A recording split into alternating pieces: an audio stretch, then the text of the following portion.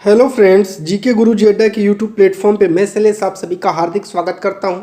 प्यारे साथियों, जैसे कि आप सभी को पता होगा, आपका सीटेट का एग्ज़ाम जुलाई में होगा, जिसका फॉर्म फिलअप किया जा रहा है। आप लोग फॉर्म फिल कर दीजिए। चैनल पर नए हैं तो सब्सक्राइब करिएगा, वीडियो को लाइक और शेयर करिएगा। चलिए आज हम लोग चैप्टर 4 पर चलते हैं। मुगल और 16वीं से 17वीं शताब्दी तक का भारत, इस पर चर्चा करेंगे। अपने साथ एक कॉपी और कलम लेकर के बैठेगा। जो भी चीज़ें इंपॉर्टेंट होंगी उनको मैं हाईलाइट करूंगा, आप लोग उनकी नोट्स बनाते चलिएगा। ठीक है, चलिए पहला टॉपिक है, मध्यकाल में किसी भी शासक के लिए भारतीय उपमहाद्वीप जैसे बड़े क्षेत्र पर, जहां लोगों एवं संस्कृतियों में इतनी अधिक विविधताएं हों, शासन कर पाना अत्यंत कठिन कार्य था। अपने पूर्ववर्तियों के विपरीत मुगलों ने एक साम्राज्य की स्थापना की, वह कार्य पूरा किया जो अब तक केवल छोटी अवधियों के लिए संभव जान पड़ता था। 16वीं सदी के उत्तरार्ध से इन्होंने दिल्ली और आगरा से अपने राज्य का विस्तार शुरू किया और 17वीं शताब्दी में लगभग संपूर्ण महाद्वीप पर अधिकार प्राप्त किया। शुरुआत कहाँ से किया? दिल्ली और आगरा से शुरुआत करते हुए संपूर्ण भारत पर धीरे धीरे इन्होंने अपना अधिकार जमा लिया।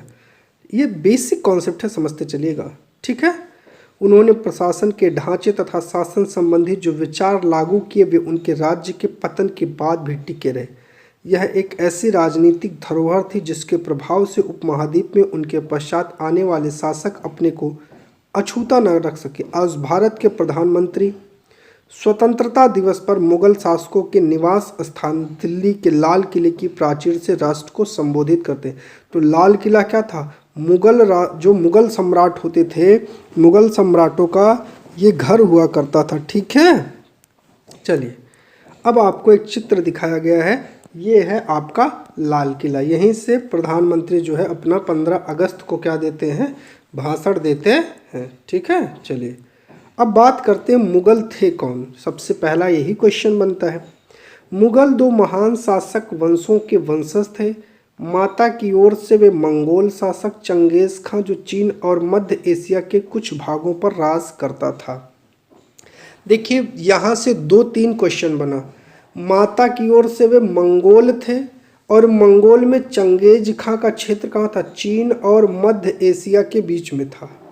ठीक है, और पिता की ओर से वे ईरान, इराक एवं वर्तमान तुर्की के शासक तैमूर, इनका पिता जो था तैमूर, वो ईरान और इराक का शासक था, जिसकी मृत्यु 1404 में हुई थी, उसके वंशज थे। परंतु मुगल अपने को मुगल या मंगोल कहलवाना पसंद नहीं करते थे। ऐसा इसीलिए क्योंकि चंगेज खां के नाम से जुड़ी स्मृतियां सैकड़ों व्यक्तियों के नरसंहार से संबंधित थी।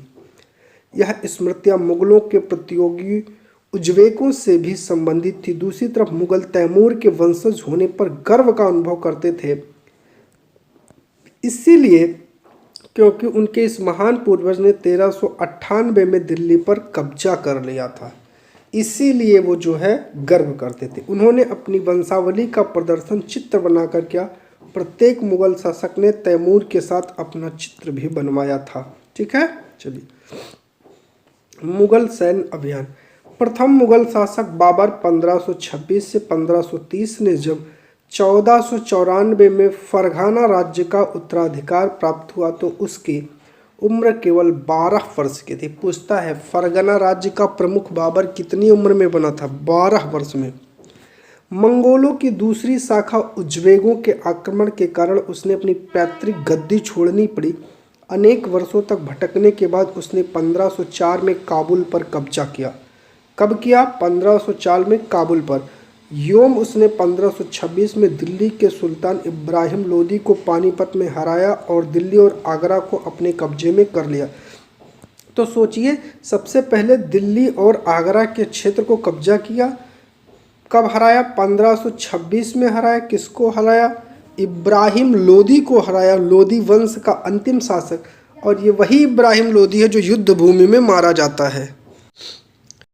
आगे बात करते हैं कि ये आपको एक चित्र दिखाया गया है, जहाँ ये देख रहे हैं तोप खाना और ये सैनिक वैनिक ये सब दिख रहे हैं आपको। 16वीं शताब्दी के युद्धों में तोप और गोलाबारी का पहली बार प्रयोग हुआ। मोस्ट इम्पॉर्टेंट है, याद रखिएगा। कब? 16वीं शताब्दी के युद्ध में तोप और गोलाबारी का पहली बार इस्तेमाल हुआ। बाबर ने इनका पानीपत की पहली लड़ाई में प्रभावी ढंग से प्रयोग किया था, ये भी याद रखिएगा, मोस्ट इम्पॉर्टेंट है। कुछ क्षेत्रों से मैं आपको परिचित करवा देता हूँ। ये है काबुल, ये है कांधार, ठीक है, और ये है श्रीनगर, कश्मीर, लाहौर, पंजाब, पानीपत, दिल्ली, ठीक है, आगरा, फतेहपुर सीकरी, अजमेर, सिंध, गुजरात, बरार, अहमदनगर, बीजापुर, गोलकुंडा, गोंडाना, बंगाल, पटना, ठीक है। ये आपको सभी के सभी क्षेत्र दिखाए गए हैं। ये है अकबर के शासन का जो है मानचित्र है 1605 तक, ठीक है। चलिए, ये आपको मैप में दिखाया गया है, मैप 1 में, ठीक है। चलिए आगे चलते हैं। समझ में आया? ये देख रहे हैं, ये है गुजरात, चित्तौड़, मालवा, रणथंबोर, पटना, बंगाल, गोलकुंडा, बीजापुर, ठीक है, कश्मीर। चलिए आगे चलते हैं। उत्तराधिकार की मुगल परंपराएं, ये यहाँ से क्वेश्चन बनते हैं, मोस्ट इम्पॉर्टेंट टॉपिक है, याद रखिएगा। मुगल ज्येष्ठाधिकार के नियम में विश्वास नहीं करते थे, जिनमें ज्येष्ठ पुत्र अपने पिता के राज्य का उत्तराधिकारी होता था।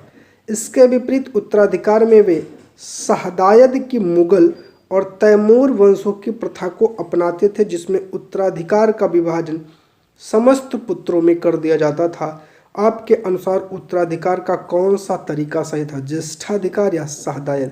तो यहाँ से क्वेश्चन कई दफ़ा बने हैं एग्जामों में, याद रखिएगा। मुगलों के अन्य शासकों के साथ संबंध, मुगलों ने उन शासकों के विरुद्ध लगातार अभियान किया जिन्होंने उनकी सत्ता को स्वीकार करने से इनकार किया। जब मुगल शक्तिशाली हो गए तो कई शासकों ने स्वेच्छा से उनकी सत्ता स्वीकार कर ली, जी हजूर करके। राजपूत इसका एक अच्छा उदाहरण है। अनेकों ने मुगल घराने में अपनी पुत्रियों के विवाह करके उच्च पद प्राप्त किए, परंतु कईयों ने विरोध किया। राजपूतों के साथ मुगलों की शादियाँ। जहांगीर की मां कछुआ की राजकुमारी थी, वह अंबर वर्तमान में जयपुर के राजपूत शासक की पुत्री थी।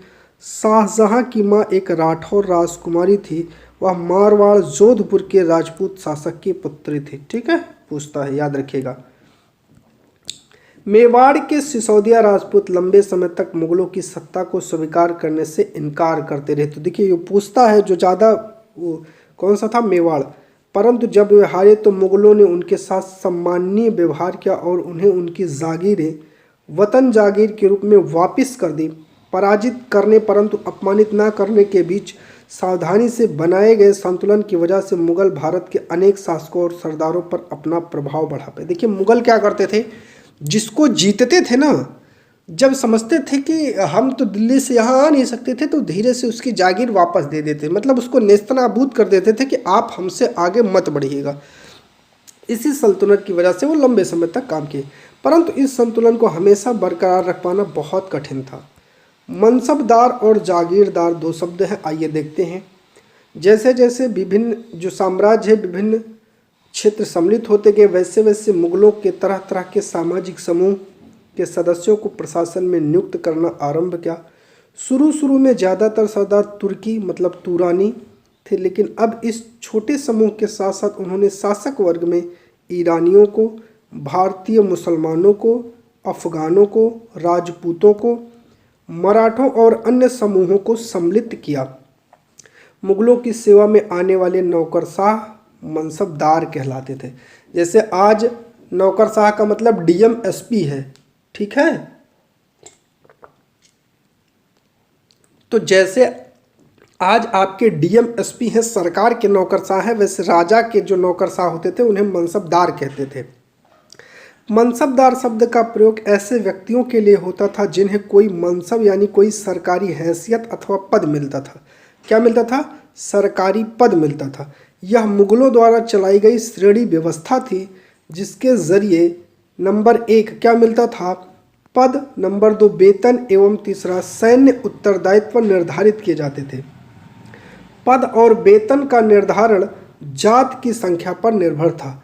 जात की संख्या जितना अधिक होती थी, दरबार में अभिजात की प्रतिष्ठा उतनी बढ़ जाती थी, उसका वेतन भी उतना ही अधिक होता था। जो सैन्य उत्तरदायित्व मनसबदारों को सौंपे जाते थे, उन्हीं के अनुसार उन्हें घुड़सवार रखने पड़ते थे। तो जैसे जैसे उनको जो दिया जाता था वैसे। जात की श्रेणी समझिए, 5000 जात वाले अभिजातों का 1000 जात वाले अभिजातों से ऊंचा स्थान था। अकबर के शासनकाल में 29 मनसबदार थे। यहाँ से क्वेश्चन बनते हैं जो 5000 की पदवी के थे। औरंगजेब के शासनकाल तक ऐसे मनसबदारों की संख्या 79 हो गई थी। ठीक है, तो याद रखिएगा 5000 जात वाले जो थे अकबर के समय वो 29 थे और औरंगजेब के समय 79 हो गए थे। मनसबदार अपने सवारों का निरीक्षण के लिए जो है मनसबदार अपने सवारों को जो है वो निरीक्षण के लिए लाते थे। वे अपने सैनिकों के घोड़ों को दगवाते थे, सैनिकों का पंजीकरण करवाते थे। पंजीकरण मतलब उनको जो आज आप लोग जैसे किसी चीज़ के पंजीकरण करवाते हैं। इन कार्यवाहियों के बाद उन्हें सैनिकों को वेतन के लिए धन मिलता था। मनसबदार अपना वेतन राजस्व एकत्रित करने वाली भूमि के रूप में पाते थे जिन्हें जागीर कहते थे। तो मनसबदार को जमीन का टुकड़ा दे दिया जाता था कि आप इस जमीन से जो भी पैसा आएगा उसका प्रयोग सेना में खर्च करोगे और अपने लिए यूज करोगे। तो मनसबदार अपना वेतन राजस्व एकत्रित करने वाली भूमि के रूप में पाते थे जिन्हें जागीर कहते थे, जो तकरीबन इक्ताओं के समान थी। परंतु मनसबदार मुक्तियों से भिन्न अपने जागीरों पर नहीं रहते थे और न ही उन पर प्रशासन करते थे। उनके पास अपनी जागीर से केवल राजस्व एकत्रित करने का अधिकार था। यह राजस्व उनके नौकर उनके लिए एकत्रित करते थे, जबकि वे स्वयं देश के किसी अन्य भाग में सेवारत रहते थे।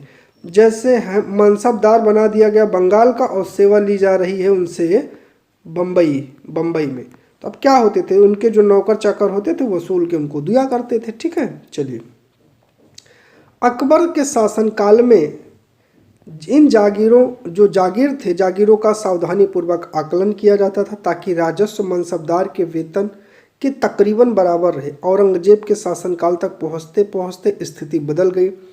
अब प्राप्त राजस्व मनसबदार के वेतन से बहुत कम था। मनसबदारों की संख्या में भी अत्यधिक वृद्धि हुई, जिसके कारण जागीर मिलने से पहले एक लंबा इंतजार करना पड़ता था। इन सभी कारणों से जागीरों की संख्या में कमी हो गई।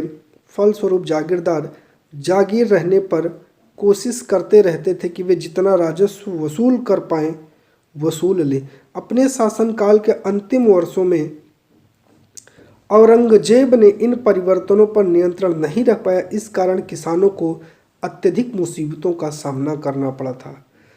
जब्त और जमींदार। मुगलों की आमदनी का प्रमुख साधन किसानों की उपज से मिलने वाला राजस्व था।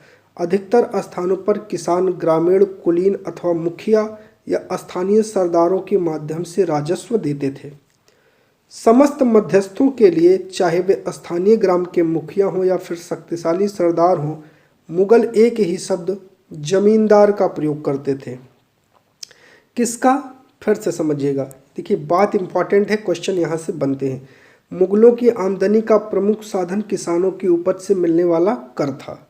अधिकतर स्थानों पर किसान ग्रामीण जो है वो कुलीनों यानी गांव के मुखिया स्थानीय सरदार के माध्यम से राजस्व भेजते थे राजा के पास, या समस्त मध्यस्थों के लिए, चाहे वे स्थानीय ग्राम के मुखिया या फिर शक्तिशाली सरदार हों, मुगल एक ही शब्द उनको जमींदार कहकर ही बुलाते थे।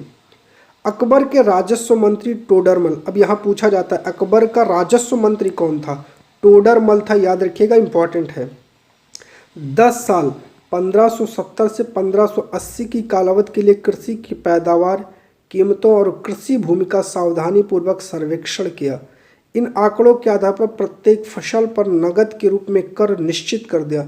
प्रत्येक सूबा प्रांत को सूबा कहा जाता था। प्रत्येक सूबे को राजस्व मंडलों में बांटा गया और प्रत्येक की हर फसल के लिए राजस्व दर की अलग सूची बनाई गई।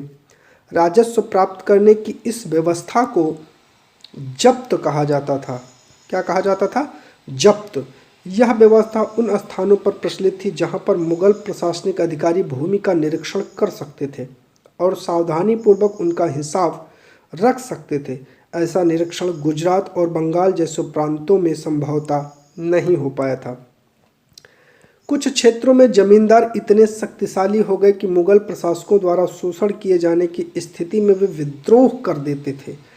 कभी कभी एक ही जाति के जमींदार और किसान मुगल सत्ता के खिलाफ मिलकर विद्रोह कर देते थे।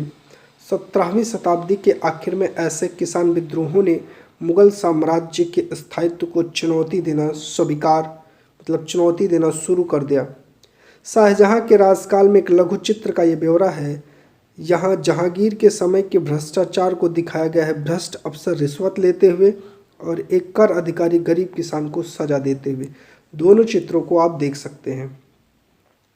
और मोस्ट इम्पॉर्टेंट है ये टॉपिक, यहाँ से क्वेश्चन जरूर बनता है।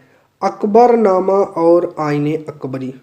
अकबर ने अपने करीबी मित्र दरबारी अबुल फजल को आदेश दिया। किसको? अबुल फजल।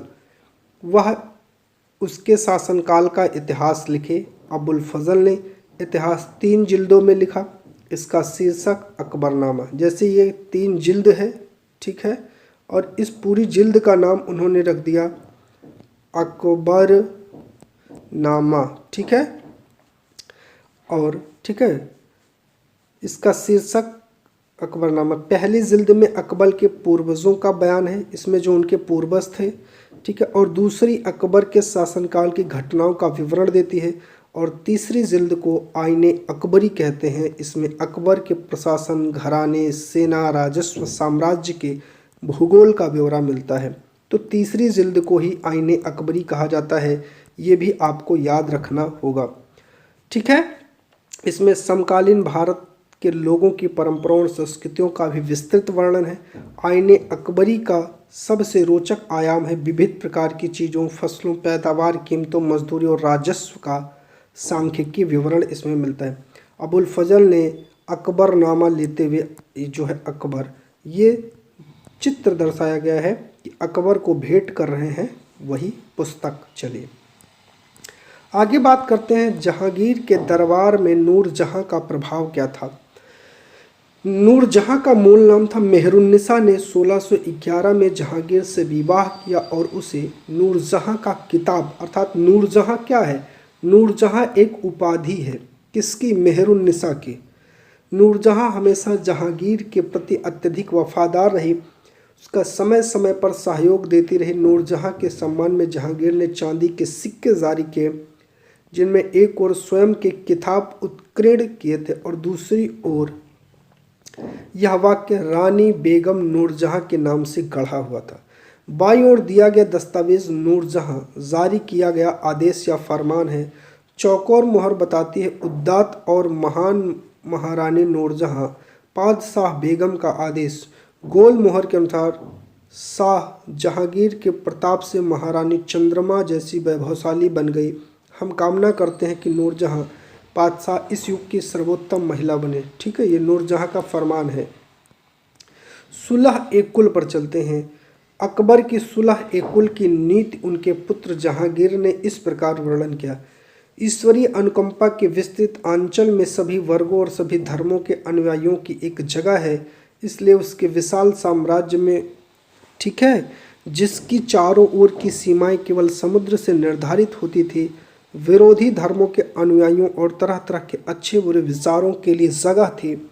जहां असहिष्णुता का मार्ग बंद था, सुन्नी और शिया एक ही मस्जिद में इकट्ठे होते थे, ईसाई और यहूदी एक ही गिरजाघर में प्रार्थना करते थे, उसे सुसंगत तरीके से सार्विक शांति सुलह एक कुलह के सिद्धांत का पालन किया। सार्विक शांति का मतलब सुलह एक कुलह। 17वीं शताब्दी में और उसके पश्चात मुगल साम्राज्य की प्रशासनिक और सैनिक कुशलता के फलस्वरूप आर्थिक और वाणिज्यिक समृद्धि में वृद्धि हुई। विदेशी यात्रियों ने इसे वैसा धनी देश बताया जैसा कि किस्से कहानियों में वर्णित होता था, परंतु यही यात्री इसी प्रचुरता के साथ मिलने वाली दरिद्रता को देखकर विस्मित रह गए। सामाजिक असमानताएं साफ दिखाई पड़ती थी। शाहजहां के शासनकाल के 20वें वर्ष के दस्तावेजों से पता चलता है कि ऐसे मनसबदार जिनको उच्चतम पद प्राप्त था कुल 8000 में से 445 ही थे। कुल मनसबदारों की एक छोटी संख्या 5.6% को ही साम्राज्य के अनुमानित राजस्व का 61.5% स्वयं उनके सवाकारों के वेतन के रूप में दिया जाता था। मुगल सम्राट और उनके मनसबदार अपनी आय का बहुत बड़ा भाग वेतन और वस्तुओं पर लगा देते। इस खर्चे से शिल्पकारों और किसानों को लाभ होता, चूँकि वे वस्तुओं और फसलों की पूर्ति करते थे, परंतु राजस्व का भार इतना था कि प्राथमिक उत्पादों किसान और शिल्पकारों के पास निवेश के लिए बहुत कम धन बचता।